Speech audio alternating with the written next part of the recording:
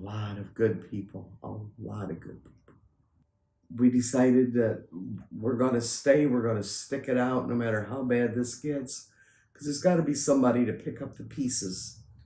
It can't die. Our people have been through too many things in the past and still survived. Tawaskote was one of the driving factors in that too.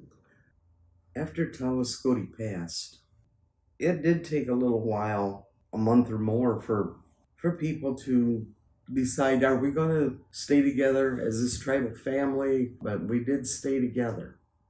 I see myself more as a secretary. Hey, welcome back everyone. For those of you who are new to our channel, I'm Jim Great Elk, and I partner with Kelly and we make videos. We talk with everyday people and we listen to their stories. You know, it's amazing the things you can learn when you just take time to chat and to listen. Every one of us is a hero in some way. Let's take Elder Disawin for an example.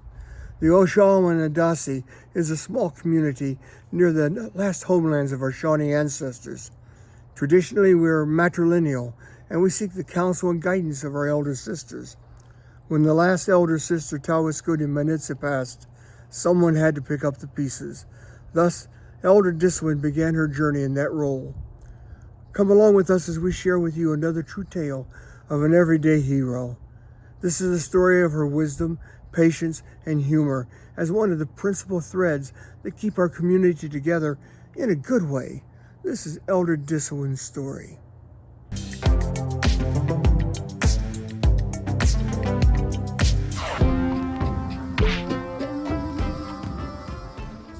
I think it's time. Tell us about your finding the people. I was still working at GM when I ran into a person that was Native American, and they invited me to come with them to an event and to meet the people. I can still remember my first day there, meeting everybody and trying to remember everybody's names and not wanting to offend anybody by asking stupid questions or dumb questions. Because my grandpa, that I shaved his head so severely in back, had always said that we were Native, but he still never talked about it a lot. But some of the stuff that they said and he taught, or that his family did, come to find out later, are Native practices. But that being said, I had never been around a bunch of Native people at once. So I started coming down there and was able to prove the genealogy and accepted into the people, and met a lot of good people, and many of them became family. And as with anything, sometimes good things come to an end, or because of differences of opinion, things that transpire. And sadly, that particular group of people did. But there was many of my family there that we decided that we're going to stay, we're going to stick it out no matter how bad this gets, because there's got to be somebody to pick up the pieces. There's got to be somebody to carry the belief and the culture, the teachings forward. It can't die. Our people have been through too many things in the past and still survived. We can't let this go. But anyway, coming to the people is one of the best things that ever happened to my life. Changed me for the better in every way, every day. When that visit or that experience with these people came to an end, somewhere down the road you met a lady named Tawaskote. Tell us a little bit about how you went from the doldrums to the world of a most brusque woman. One of the people that had came to mean the most to me from meeting the people was a woman named Tawaskote Manitsa. She was a tribal elder, and I'd seen her around through the years, but always, even as brave as I am, or as blunt, I still kind of kept my distance from Tawaskote. And until after those of us that picked up the pieces and got on with our native life, Tawaskote was one of the driving factors in that too. She was able to provide a place to meet. She gave good leadership. She was a very giving person, but by golly, in a way, you're going to earn it too. She's not just going to give you something. You have to show her that you're worthwhile for her time. But when you did, she was one of the most giving people I know of her time, her energy, and anything she had. She definitely carved a place, not just in Ohio, but in Canada and throughout the rest of the country with people she met. She and another friend of hers, Panache, traveled on the Lewis and Clark experience in 03 to 06. They traveled on that experience all the way out west, teaching and learning. She forged a friendship with some people up in Canada who were direct descendants of Tecumseh's sister, Tecumseh Peace. And she was the driving force in making that connection, which is still a lasting connection to this day. She was a driving force in Ohio for the 2014 summit celebrating, acknowledging the end of the War of 1812. Tawaskote had been asked by the governor of Ohio to be on the committee celebrating the bicentennial of the War of 1812. So as a people, of course, she involved all of us with the summit in 2014. But we learned a lot from that. We experienced so much because of her. We met people that we would have, of course, never met otherwise, been involved in so many things that if it had not been for Tawaskote, we wouldn't have had the opportunity to be involved in. And sadly, she passed in 2019, and she was a great loss, a great, great loss. Not just as an elder, but as a friend, as a mentor, as a mother or sister figure. She's still missed to this day by everybody. Are there any experiences you can speak about publicly that you haven't not yet done, and or any key people's experiences we haven't touched on yet? Any names of people or people that had an impact on your life? Oh wow, there are so many people that have impacted my life in the past and in the present. One of my good sister friends now, Many Horses, I can't thank her enough for all she's done for me and does for me. Gives me some pretty wise counsel, because I still tend to go off the deep end sometimes, ranting and raving about issues, and she'll kind of bring me back down and talk sense to me.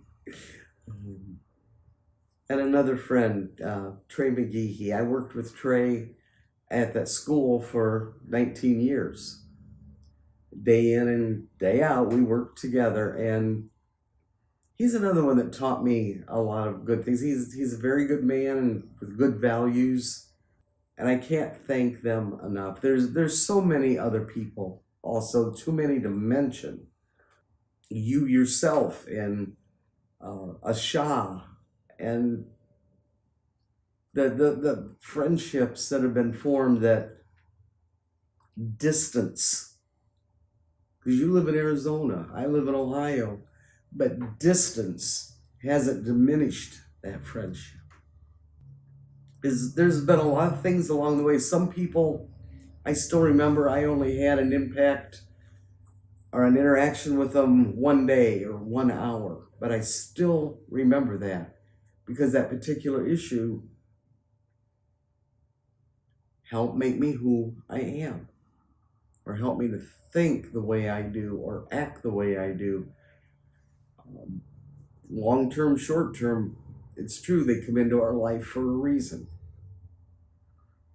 You just have to acknowledge that.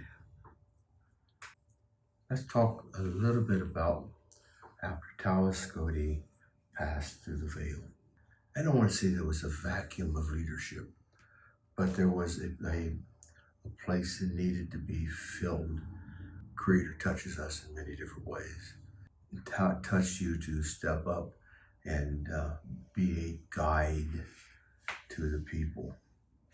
I don't look at you as a chief or a nation's mother.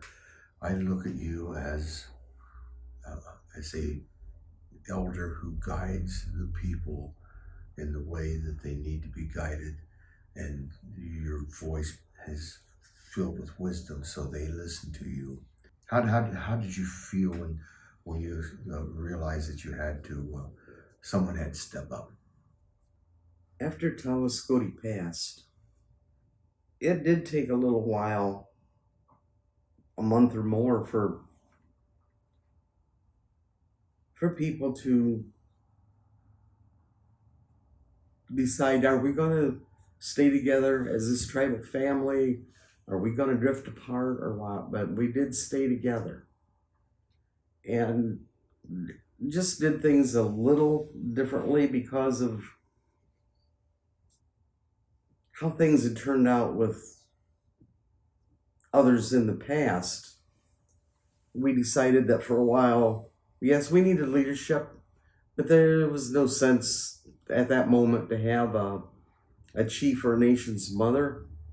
Tawaskote had always been more of like a spokesperson, and that had worked out pretty well. So a core group of us, the ones that had been around the longest, the ones that knew the traditions, the ones that knew the ceremonies, some of the language, we kind of got the others to rally around, and we're still together, still living our ways and in our culture and practicing our ceremonies and living the red roadway. And I do thank Tawaskote for that type of example. But it takes every one of us to do that. A tribe of people isn't a chief or a nation's mother or a council. It's the entire body working together, applying themselves, and just living in the best way, the right way, the balanced way as much as possible in this modern world. It's kind of hard being in two worlds sometimes, but it can be done. Just recently, Tawaskote's daughter referred to me as something that I kind of had to chuckle about. She said, "You're the glue that kind of holds this together." There are several people that are the glue. It doesn't mean they're the leaders. They're not the ones that makes it function. That's people. I see myself more as a secretary Heavens, that lawyer's prediction has came true from all those years ago. No, but I see myself sometimes as just more of a secretary or a communicator, which I've done a lot of that in my life. I've been a communicator. That's mainly what I thank Tawaskote for, giving me that example and firmly expecting you to follow through. Do you consider us today a tribe, or more like a community, a village, all working together for a mutual purpose? Oh, how do I view that? All the above. I see it all the above as a tribe, a village, a people, a community, just like in the small town where I live, my life every day. It's a group of people come together to form a community, following the ways and beliefs of this area, and just living their lives daily. And that's what we do as my native people. It's hard to do when you don't live together all the time in the same village like they used to in times gone by. But when we're together, the times when we meet, it's as if a time shift had happened. And for a while we are back then. We're still dressed in modern clothes. Still use microwaves and turn the thermostat up when it's cold or lower it when it's hot outside. Still do that, but the mind shift. We are still living the life of the people in the past because of being taught the beliefs, being taught the ceremonies, being taught the language, and carrying that through every day as much as we can. Just a few more questions. Do you have any religious traditions? Yeah, my parents had me baptized when I was an infant, so I've always been raised a Christian, which is my belief. But I also embrace the Shawnee ways, which I don't find any kind of conflict between what the Native people believe and my Christian beliefs. Through the years, there's been several Christian ministers that have been members of the tribe that have came to the people. And they have explained not just to us, the people, but also explained to their parishes how it isn't a conflict, how things are so similar. So yeah, while I'm a Christian, I do still practice the Native beliefs and try to teach people that the concept, thanks to Hollywood, of, oh, they worship rocks, or oh, they worship tobacco, or oh, they worship this or that, is not true. We honor it. We give honor for that, the lives of those things. The Creator created everything. There's one Creator. He created everything. And they're just as worthwhile to Creator as anything else. So, yeah, different times, like in the past when I used to go hunting, if I did get a rabbit, squirrel, deer, whatever, I would offer tobacco. If I need to go to the woods and pick flowers or have to cut a tree, I offer tobacco to thank it for its life, to respect that life that Creator created, but also how it gave its life to help me. What makes you laugh? You know, there's many things that make me laugh, mostly myself, because I've always done something stupid. One of the things I love the most is a good remember when story around the campfire. I love watching little baby animals, like little goats, because they jump and they're so happy and, springy. And I like watching little toddlers learning how to walk because they've got that little wobble and balance going on, but buddy, they're determined they're going to do it. What makes you cry? Some songs makes me cry. If I sing, doesn't matter what song I sing. If I sing, I cry. I don't know why. Hearing taps, I will break down fairly easily over that. If I see somebody get emotionally hurt, I feel for them very strongly. Sometimes too easily, I think. What makes you excited about life? Oh, the adventure of life. I do look forward every morning when I wake up. Oh, what's going to happen today? Good, bad, or otherwise. The excitement of being able to have this life. Even though I'm older now, even though, the body isn't as cooperative as it used to be about things, it doesn't stop me. I don't let it limit me. I don't let it limit my ability to learn, to try to help people, to try to find out new things. It's exciting. I mean, Creator gave me this life to experience and to live it, not just to go through it. What words of wisdom do you have to share to the people, to anyone, to the next generation? Have any closing thoughts you'd like to share with the people? What I would like to tell people,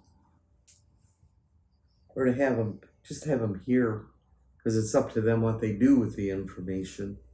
Each one of us is so unique and so special. We have no idea how unique and special we are. We are each the sum of every ancestor we've ever had. There is nobody exactly like you or me or her or him. We are each unique. We hold within us the ancient memories, cellular memories of all those ancient people. We don't have the luxury of knowing who they all are. We're lucky if we know the previous 1 or 2 generations. Some have been lucky enough to go back 3, 4, or 5 and still remember that great-grandma or great-great-grandpa. But that being said, each one of us is the link. As long as we're breathing, we are the link to at least 3 generations previous, 3 generations forward. That adds up to the 7 generations that we're taught about as Native people. But I feel it's our duty to talk to as many of our elders as we possibly can in that 2, 3, 4 more generational aspect, to talk to them, find out about them, find out about who we came from, who the people were, what they did, what were their names, what did they look like, what did they believe, and does it still pass down to the generations now, some of them. And then we also have the duty to teach the next 2, 3, 4 or more generations what we learned about them. And pass it on, pass it on, pass it on. I think that's one of the greatest gifts we can give to each other, is the gift of past. Because it helps us know how to live in the future.